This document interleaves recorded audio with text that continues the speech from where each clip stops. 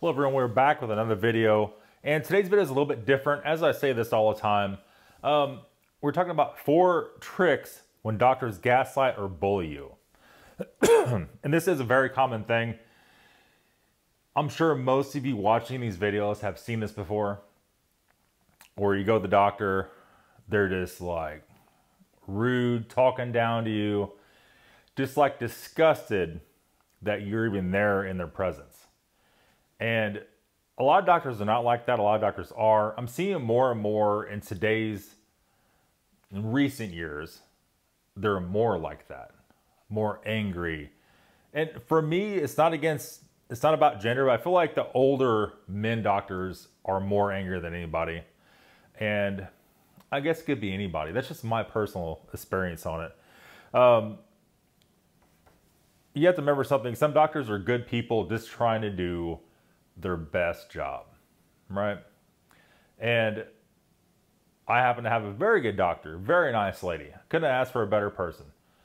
But I've been to doctors before that were horrible, horrible. I've noticed this more with the blood pressure stuff. I haven't really noticed it too bad. With other family members, I went to cancer doctors with them, oncologists.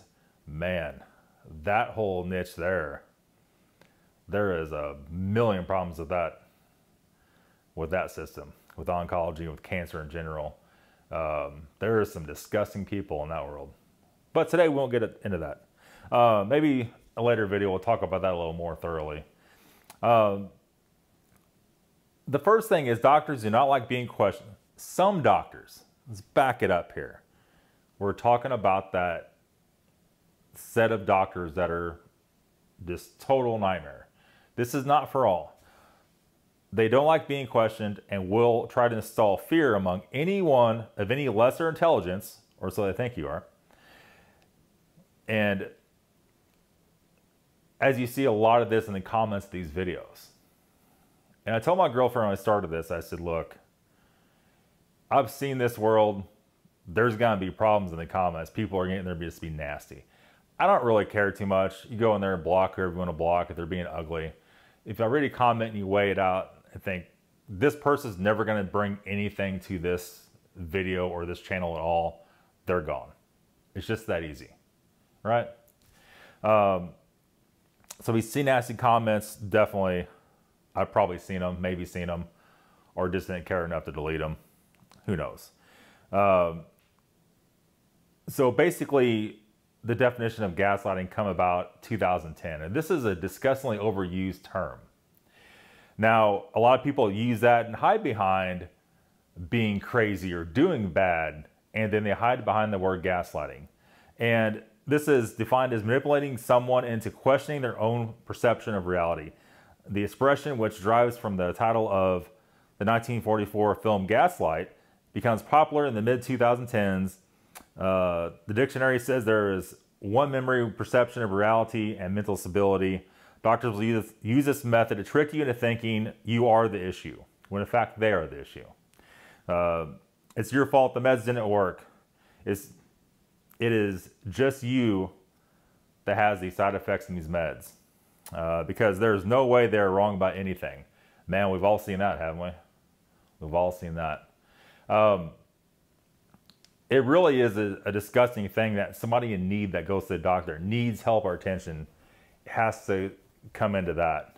That has to be a thing they have to deal with. The ugly thing about it is if you're on medication, you may not be able to defend yourself properly and get the questions through you need and come out of that office visit with something of any benefit. And then what happens? Then your insurance gets billed for an office visit. You got to pay your copay. You got to pay a little bit of the office visit.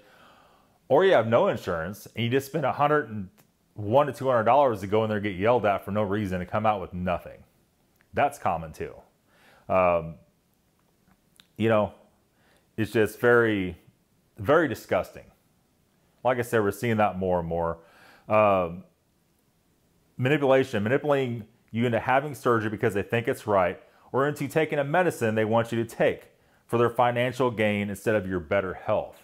Financial gain steps its ugly foot in doctor visits a lot.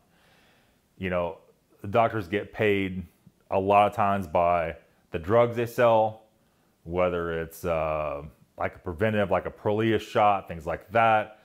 Obviously, the financial gain from the cancer sector is tremendous, right? And, you know, pushing the chemo, pushing all that stuff, it's very disgusting. A lot of medicines, you know, they may not be obligated directly by the drug rep. They may be obligated by the hospital. Most doctors now are owned by a hospital. They're building their practice owned by somebody. And they have a push on them to earn quotas and do certain things that ordinarily they wouldn't do. All for financial gain. You have to make that money. You have to do this. You have to do that. And it's terrible we're there. And big corporations come in. I'm not going to mention any names. I won't get sued. Swoop in, buy all these private practices, buy hospitals up into this mega corporation. And those corporations push certain things. And we had this happen locally lately, and a lot of people quit because those corporations are pushing odd things that doctors don't want to deal with, or they come in and buy everything up and want to cut their pay. And your average doctor makes anywhere from $100,000 to $200,000 a year, just your general practitioner. And all of a sudden, a big corporation comes in, they want to pay them, you know, 90 grand a year or whatever the exact number is, way less. You know, we'll take care of everything for you. You just work for us, we'll pay you a wage or a salary, and that's it. But you got to do this or do that for us. You have to do so many office visits a day. You have to have quotas for medicines or whatever. Referrals, I'm not sure how it works. It's something along those lines. I don't have the details of that, nor would I want to share those details if I did. Very interesting.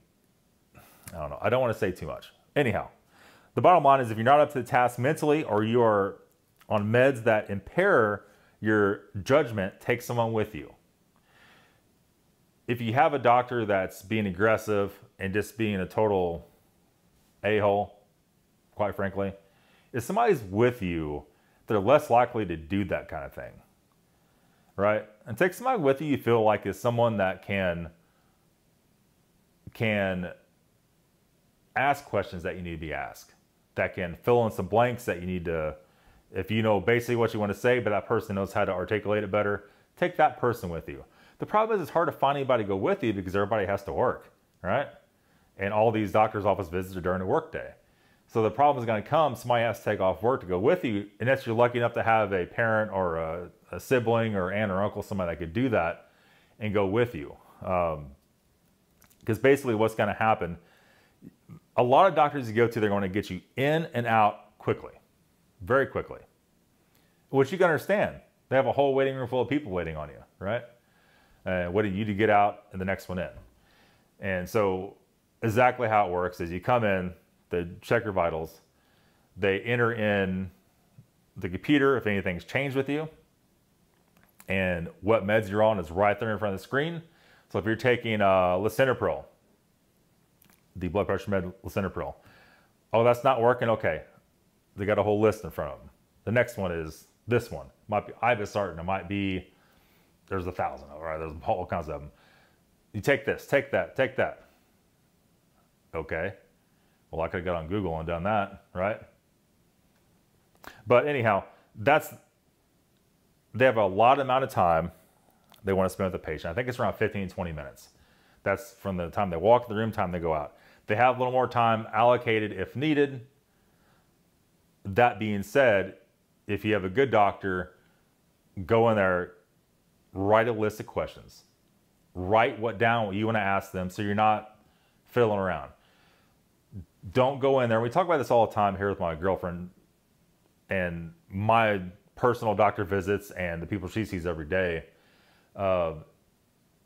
Be on point. Don't start talking about some crap that happened 30 years ago. Your brother's uncle's monkey's cousin or whoever it was got hurt or this or that. That doesn't make any relevation to your case. Stay on subject. My doctor walks in the room. She says, "How you doing?" I said, "Old and fat." like the usual. I said, here's what I've written down for you. Another good thing you could do is take your phone out when you take your blood pressure or whatever it is, your blood sugar, whatever you're doing, take a picture of it. While I'm sitting in the waiting room waiting for the doctor to come in there, I'm going through my phone, screenshotting those screenshots of my blood pressure and bringing it all to the front. So when she sits down, I can say, okay, here's my blood pressure readings. Here's this, here's that. Here's the question I have to ask you. And she'll be like, okay, go. And because she's used to me doing that, and I'll go through the list. Within the first 3 or 4 minutes, everything's done. Everything's asked what I need to ask. And then listen to them talk. If at any point they say, okay, but this, stop yourself, listen to them talk. Let them say what they have to say, because they're just like you. They're trying to add in at the time they're thinking of that. If you cut them off, they may forget what they're going to ask you or may get sidetracked and go to something else. And then that's going to skew your whole appointment. You may not get in what you wanted to ask and the points you wanted them to tell you. You know, if you have a doctor you're trying to do that with and they're not having it and they're getting angry at you and just off the wall, you know, you got to do this, you got to do that, you got to take this, you got to take that. Well, hold on there. You don't have to take anything. You need to slow it down a little bit. This is what I think I should do. What's their opinion of it? And they fire back, no, this is what you got. No. At some point in time, if the doctor yells and screams at you or gets totally out of control, you always have the option to get up and walk out. And on your way out, tell that secretary, say, if you think I'm paying for this, you must be on the methamphetamines or something, because there's no way in hell this is going to happen. And you have to do that because if you're only allowed to so many doctor's visits a year through your insurance for free, you don't want to burn one of those on some foolish nonsense. You want to have everything clearly down. Lost my place here. Also, if you have a doctor that's being aggressive towards you or putting you down, make a complaint with somebody that matters. Figure out, okay, this doctor runs this practice. He works at this practice. He doesn't run it, he works at it. This hospital owns this practice. Okay, there's your start. Go figure out, first of all, say, all right, I'm going to call this hospital. I want to file a complaint. And a lot of people don't want to do that, but you don't understand. Somebody else will go in there and he'll do the same thing to him. You can't have that. You're going to save somebody else's butt by not doing what you're supposed to be doing. You need to file a proper complaint. That way he has a tick on his record. If that keeps happening, guess what? His butt's out of there. That's your leverage for that. Don't wrongfully do that. Don't be afraid to do that, right? Let me see here. Lost my place. And remember, like I said at the very beginning, doctors mostly are just people doing their best trying to help you. Some have more education, some have less. In the very end, though, they're just trying to go through patients quickly all day. Everything's quick. That's unfortunate because a lot of people need a lot more time than just in and out, in and out, in and out. If you go with the doctor, they're probably going to look at 1 or 2 problems at once. If you have a whole list of stuff written down, you're probably going to schedule another appointment for that, just to be warning you. Even though doctors are people trying to help you and trying to do their best, there is a lot of bad apples slither on in there, just like YouTube. There's a lot of great people doing YouTube videos. There's a lot of disgusting people doing YouTube videos. YouTube's not judging anybody by their character. A medical school is not judging those people by their character. They could be a disgusting person, only have sinister ideas. As long as they could pass that test, guess what? You're going to make it through. It's just the way it is. But hopefully this helped you all out a little bit. I know this is a massive problem with doctors being aggressive, gaslighting, just talking down on people in general. It don't have to be like that. If you're older or on medicine, or maybe you're just younger, you just don't know. Your best defense is 100% take somebody with you that does know. You know, if you're taking somebody with you that just is out of it, and they don't know anything about anything, it's not going to help you. Find somebody that knows something, take them with you. This is my best advice to you. This is not hyped up for YouTube. This is as clear as I could possibly make it, just to try to help the viewers out. Let me know what you think in the comments. If you had this happen before, write a little short rundown on what's going on, and I like to hear those. And also, if you're taking the fish oil and the sea moss still for your blood pressure, if you watch those videos, let me know also if you have any new updates on that, if you're taking that, if it helped you or didn't. Thanks for watching. Have a good day. We'll see you later.